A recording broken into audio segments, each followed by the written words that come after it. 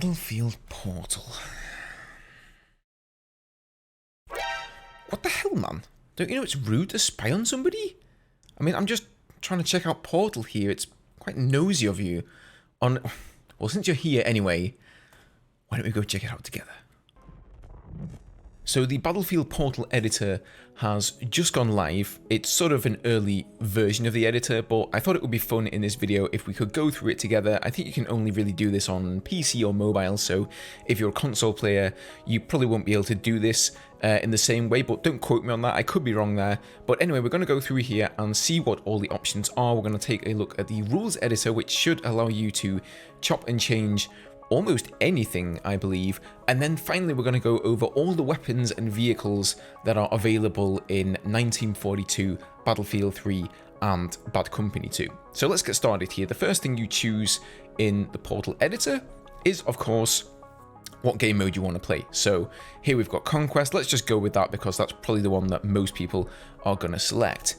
It's pretty simple here. As you can see, you just have a little button in the bottom right, so you go through each pane, select whatever rules you like, and for map rotation here we've got Caspian border and no shore canals, so you can take those out if you want, or you can drop in manifest there if you want to go over to some 2042. Let's just go with Caspian border to begin with here, keep things simple. In this pane we have the gameplay options, so you've got maximum human players. You can change this, of course, anywhere between all the way down to 2 players, I believe, up to 128. You can unlink this as well. So if you, for example, want to have, let's say 34 players on one team and 94 on the other, you can do that. And as soon as you link that back together, it evens things out again. Game time has a maximum time limit of 60 minutes and a minimum of 10. Squad spawn type. This changes how you will spawn on your squad, so you can have it so that, squad mates can only spawn on the leader, and or you can have it so that squad mates can spawn on leader, but the leader can't spawn on anybody, or you can completely disable this. Here you've got your per squad character limit, so you can have maximum of 4 in a squad, minimum of 1. Reinforcements removed. This basically, oh, I forgot to turn off my notifications there. Oh well, thank you Tech Lannister for the sub, sir. This one here controls how many reinforcements are removed from the enemy team when a team is killed, so you can turn this up and down if you want the ticket bleed to go a bit faster. Same sort of similar thing with the reinforcement multiplayer as well. Moving on to gameplay, you've got friendly fire on or off, and the T1, T2 here is Team 1 and Team 2. So for all of these options you see, you can unlink them, and you can, for example, if you wanted to, turn on friendly fire for Team 1 but not for Team 2. Probably a very niche situations where you actually want to do that, but you can do that if you want to. Projectile multiplayer, projectile speed multiplayer, I should say. This is pretty interesting. It starts off at 1 here, but it goes all the way up to 5. So I assume that means that the speed of the projectiles will be 5 times or 4 times as fast as they normally are. And it might actually turn most of the weapons into sort of like hit scan weapons rather than them having like a travel time. And of course, if you want, you can turn it down to 0.5 and increase the projectile speed then. Then we've got the global damage multiplayer. If you want all damage sources to go up, you can turn on or off extreme weather events. This is only valid for Battlefield 2042 maps that actually have these new weather events. Then you've got the classic soldier weapon tuning. You can decide whether you want to go with Battlefield 2042's weapon tuning, or you want to have the classic experience. Stationary weapon emplacements on or off, headshot damage multiplier, you can mess around with that, goes up to a maximum of 4. Body shot multiplier, again, same thing here. Aim assist on or off, aim assist, zoom or snap on or off. Drops on death. So you can choose whether you want to have soldiers drop weapon and ammo when they die, ammo only, or drop nothing at all. Moving on to soldier. You've got a bunch of options here, so you can turn prone on or off. You've got the man down type here, so this is basically the state that happens to you when you're killed, or when you're killed. Let's just say when you're downed. Okay, that's what it's officially called. Most people call it killed in Battlefield, but they're referring to it here as downed. So that's when you're lying on the floor and you're waiting for a revive in 2042. So you can change it so that you can actually crawl, or you're downed, which is the default state like in 2042, or you've got instant death where basically you cannot be revived. Then we've got the full damage multiplier. That sounds actually interesting. You can turn that one up or down. Strafe while sprinting on or off, and then the same goes here for sprint, soldier move, speed multiplier. This one's really cool, although it doesn't go up very high. It only goes up to 1.3, so I guess that means you can only increase your movement speed by 30%. You can't have anything ridiculous with like 5 times movement speed where you're just darting around the map. Aim down sights on or off, soldier health regen on or off. Soldier maximum health multiplier, is that? Multiplies soldier maximum health, values less than 1, reduce. Yeah, so if you want to have like, you know, just some absolute Hulk in the game, like a boss mode kind of game mode, maybe you could have AI soldiers with this multiplier set at 10 that just have ridiculous amount of health on them, and the soldiers on your team only have this at 1. And you've got soldier health regen, you can mess around with that, turn that up or down. You have the redeploy delay multiplier, then you've got traversal sprint. Traversal sprint is the new sprint system in 2042 where you kind of double tap shift, similar to in Warzone, and you sort of hold your gun up like this and you sprint even faster than the regular sprint. If you want, you can turn that off. You can also turn off the new slide mechanic, and if you want, you can turn off squad revives. Now moving on to vehicle options, we've got the vehicle spawn delay. So just like in many of the good old servers you'll be used to, you can turn the spawn delay up or down. And then for combat vehicle spawn type, you can choose how you want things to spawn in. So if you set this to on foot call-ins only, I believe that is the 2042 tablet. That will be the only thing that can spawn a vehicle. Deploy menu only is obviously only deploying from the menu, and then on foot call-ins and deploy menus both, and then you've got finally spawn on map. And I think that's kind of like how it works in Rush. Once you capture a certain point, you will just sort of get some vehicles. They automatically spawn in on the ground and you're free to just jump in them. So they're neither a call-in from the tablet, nor are they a sort of menu call-in. Vehicle health regen on or off. Vehicle maximum health multiplier, you can turn that up or down, and then you've got the health regen. Exiting vehicles, you can also turn this off if you like. So that means if you turn this off, once you get in a vehicle, you're stuck in there. There is no way to exit. Sounds actually very good for a dogfighting server, for example, air superiority. Here we have user interface, so you can turn off the compass, you can turn off the minimap, the HUD, soldier weapon modification system, which is the plus system, you can turn that off if you wish. Ally identification, you can get rid of that as well. And then the ping behavior, you can have the regular ping system like in 2042, or you can change it to 3D spotting like we had in the good old days of BF3, or of course you can disable both. And then finally here for the AI, there are a bunch of options here. So you've got the AI type, you can change this to PvE so that you'll only have like players versus AI, I suppose, or you can have it as PvP AI, where the AI will attack other AI.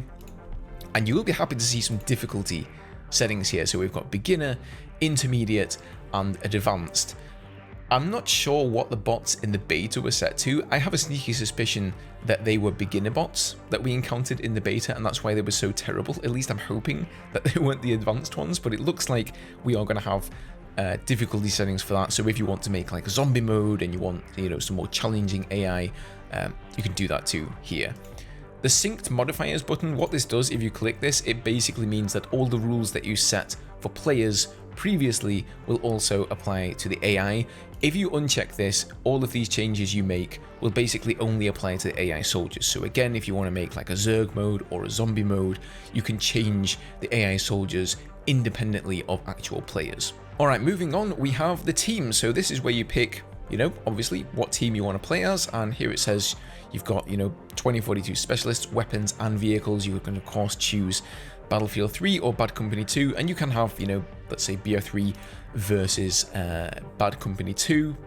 Go over to characters, and here you can choose which classes you want to have. So you've got 2 different teams for BO3. You can go with the USA or Russia, and you can, if you want, you can, you know, disable recon entirely, or you can disable support. Thank you, Shelton. And then for Bad Company 2, likewise, you've got the soldiers here for the 2 different teams. So this looks really cool. I'm loving this so far.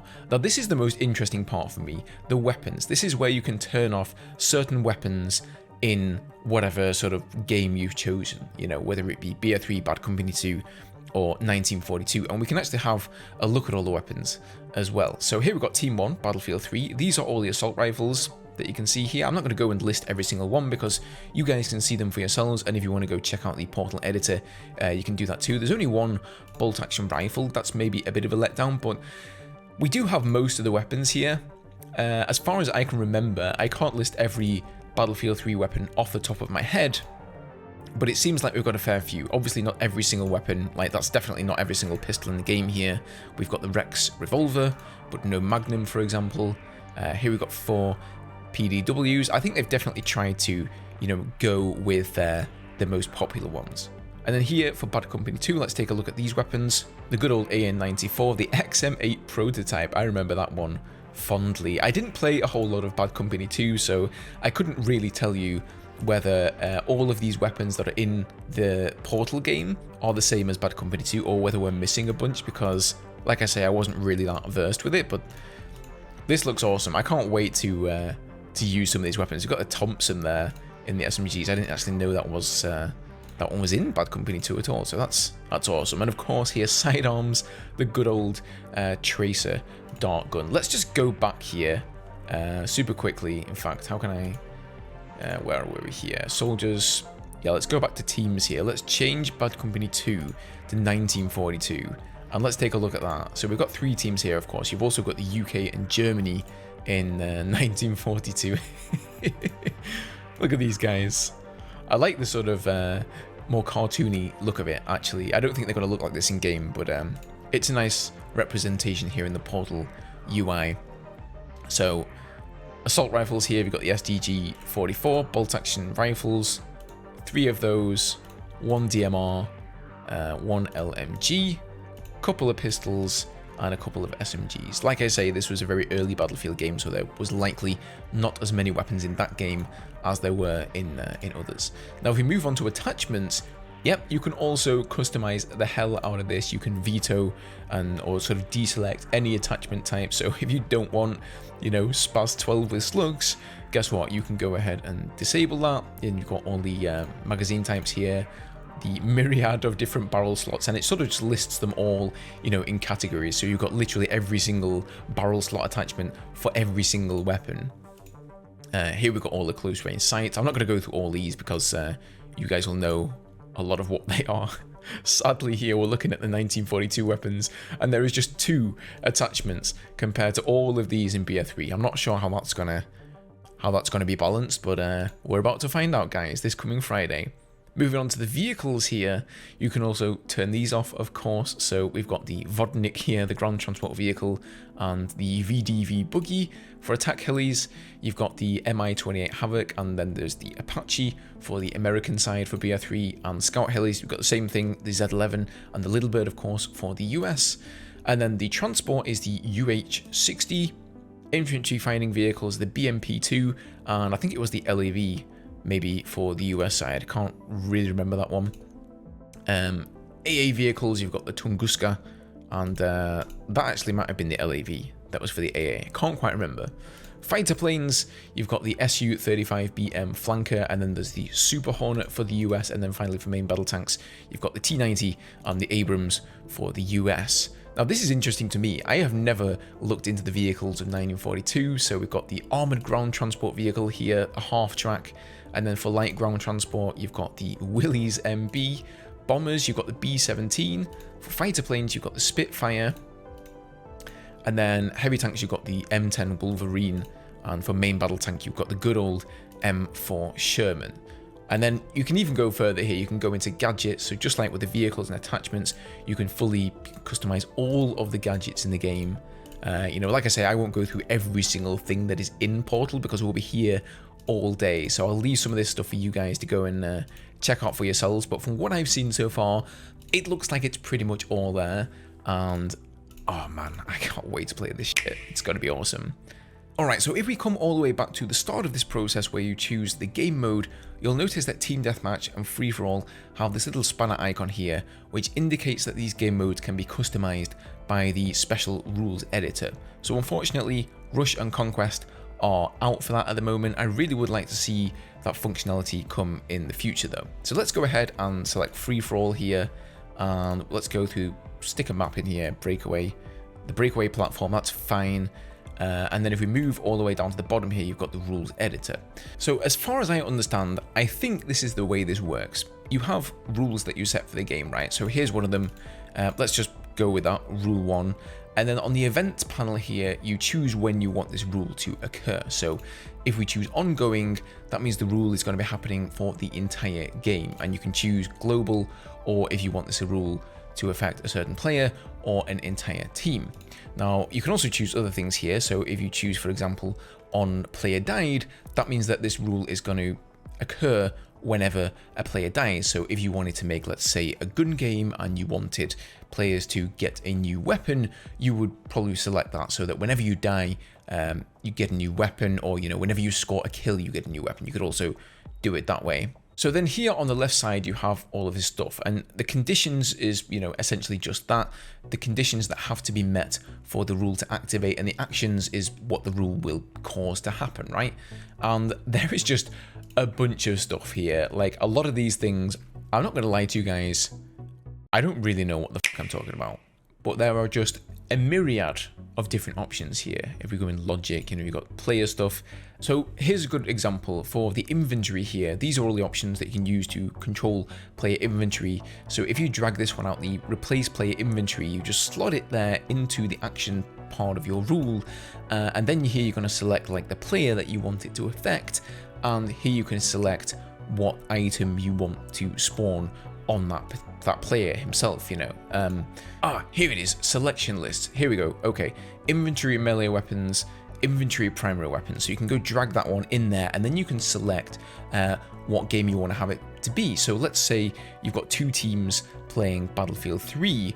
Well, if you want, you can go and have them spawn in when they die with Battlefield 2042 weapons. So you just select 2042, and then you just select whatever weapon you want from the drop-down menu.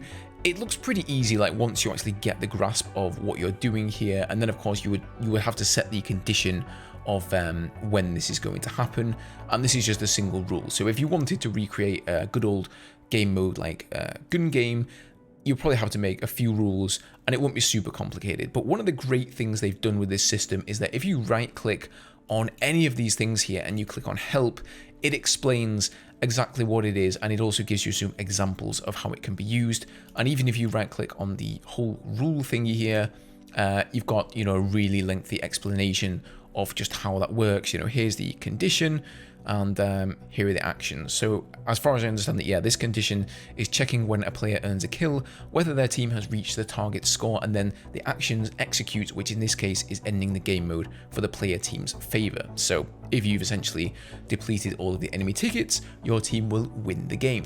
But from what I've seen of this thing so far, it looks really, really good. I am well impressed by what they've done here, and I really can't wait to sit down and just try to understand a little bit better what's actually going on here and just see what people come up with. I'm not a programmer or anything like that. For people who actually do programming, this is all probably really simple and rudimentary. For me, I'm just like, what do half of these words even mean, you know?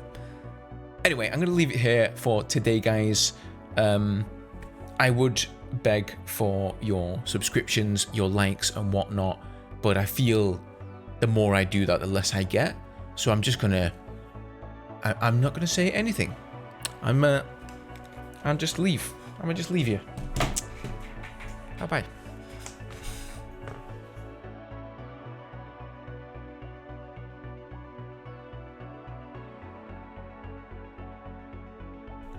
The video's it's over, guys. The video's done. You can go. Just bye bye.